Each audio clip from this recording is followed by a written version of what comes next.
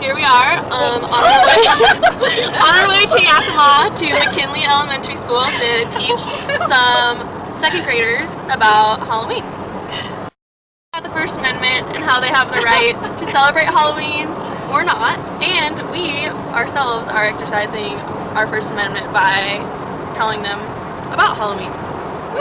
Yay! Woo! Alright, so we're going to start out by telling you guys a little bit about, have any ideas? Anyone know? What do you think? I forgot. You forgot. What about you? The Batcave. The Batcave? Alright. Nice. Okay, well then you answered a question, so you get a point. Thank you. What about you? I think Halloween came from is because I think someone made a costume by themselves and they went to people's houses and I think the person that made the costume first invented Halloween. That's good. Alright. We go out and trick or treat. That night was believed to be when all the ghosts came back from the grave. So people would put out little bowls of food so that the ghosts wouldn't come into their house, which is why we go trick-or-treating now, where we go around and we get candy from everyone. It comes from that idea. Costumes come from when people would dress up in scary outfits and when they had to go walk around so that the ghosts wouldn't get them. And then jack-o'-lanterns. Do you guys all carve pumpkins? Yeah. That's because in Ireland, they would carve the pumpkins and leave them out of the house so that the ghosts wouldn't try to come into the house. It would be to scare the ghosts away.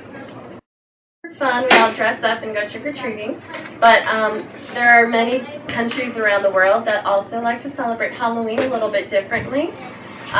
For example, in Mexico, also Spain and South America, there is a thing called the Day of the Dead. That's where people, instead of dressing up and, has anyone ever heard of the Day of the Dead? Great. Yeah, very cool. So you guys are familiar with that. People like to remember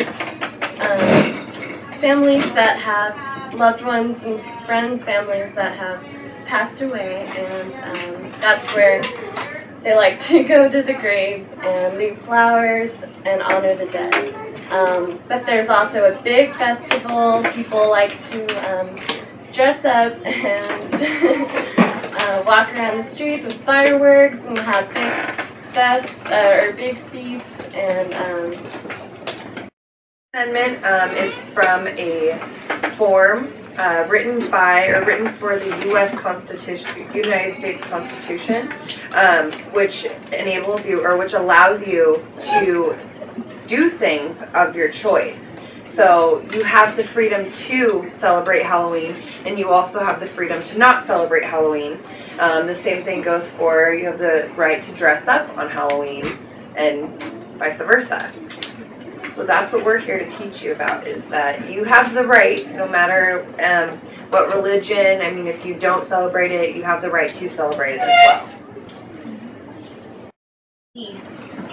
Okay, we'll start with... there's somebody. Yeah, okay. What are you going to be for Halloween? A vampire? Ooh, okay. You? An army man? Ooh. Batwoman. Batwoman. Okay. A witch. A witch? A dancer? Fighter.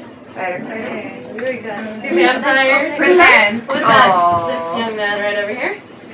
A Jedi. Ooh, Oh that's my God, fun. that's cool. What are you going to be? Sports. Nice. In the blue? Tinkerbell. A cat. A cat. I love cats. I'm gonna be a biker that has a little skull. Wow.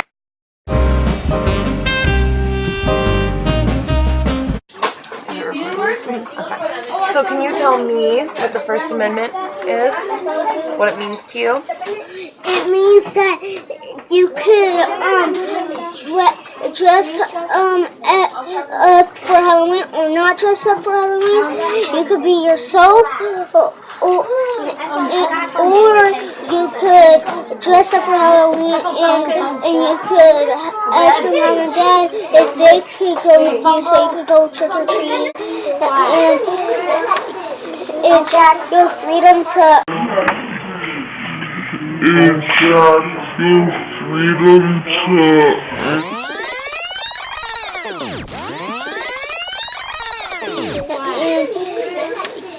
It's your freedom to dress up as whatever you want, like a turkey. Yeah, good job. That's perfect. Practice your First Amendment right on different holidays. You could dress up December and January. You could dress up as a teddy bear on January, and you could dress up as Santa on December. And February you could dress up as whatever you want, as a box of chocolates and Dress up as a box of chocolate. Exactly. Good job. Thank you.